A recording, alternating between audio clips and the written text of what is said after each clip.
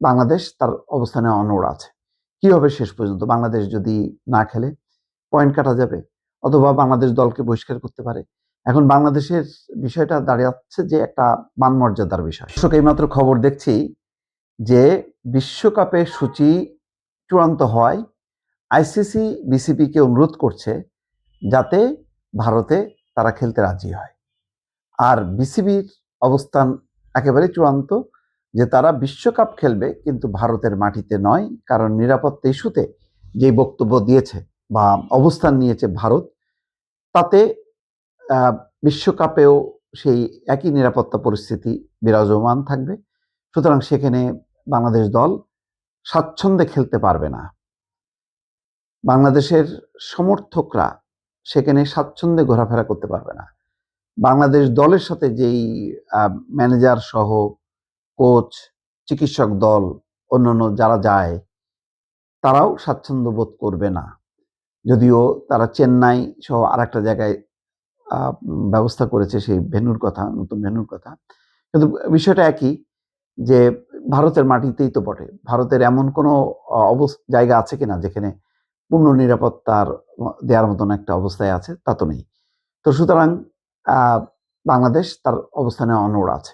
কি হবে শেষ পর্যন্ত? বাংলাদেশ যদি না খেলে পয়েন্ট কাটা যাবে, অথবা বাংলাদেশ দলকে বহিষ্কার করতে পারে।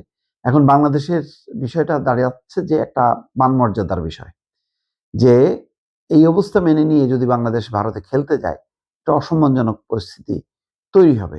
কারণ মুস্তাফিজকে একেবারে নিরাপত্তার ইস্যু দেখিয়ে তাকে খেলতে নিষেধ করেছে ভারতীয় ক্রিকেট কন্ট্রোল বোর্ড, এবং সেটা তারা কলকাতা নাইট রাইডার্সকে অনুরোধ করেছে, এবং নাইট রাইডার্স সেই অনুরোধ অনুযায়ী মুস্তাফিজকে দল থেকে অব্যাহতি দিয়েছে।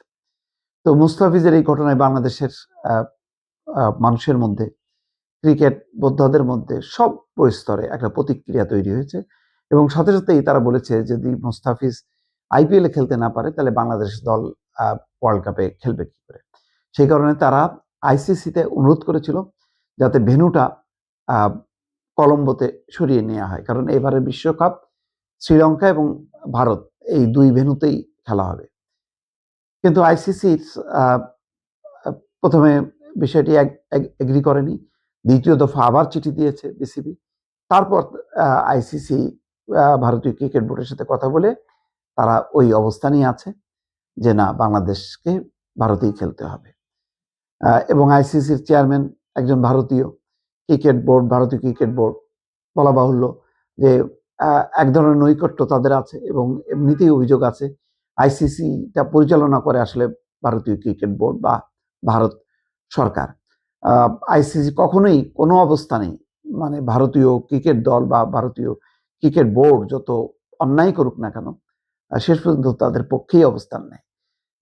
তার আগে দেখা গেছে যে মোস্তফা কামাল যখন আইসিসির চেয়ারম্যান ছিল, তিনি পুরস্কার বিতরণ করতে পারেনি, করেছে ভারতীয় ক্রিকেট বোর্ডের সভাপতি। সেই ঘটনা নিয়েও অনেক দূর ঘটেছে, কিন্তু তখন শেখ হাসিনার আমলে এটাকে আর আমলেই দেওয়া হয়নি।